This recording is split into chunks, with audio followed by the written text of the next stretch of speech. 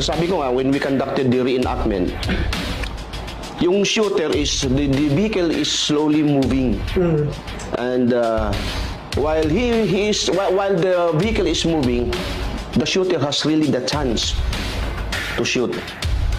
Wherein kung wala lang yung matanda, yung parang distraction doon, makikita at makikita ni Kapitan Bukol.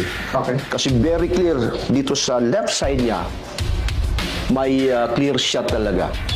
So, sa akin, in my own personal opinion, kung wala lang yung matanda doon, walang distraction, Kapitan Bukol could have seen that vehicle, and most likely, he can escape from that bullet that causes death. Okay. Oo. Mailagan pa siguro niya.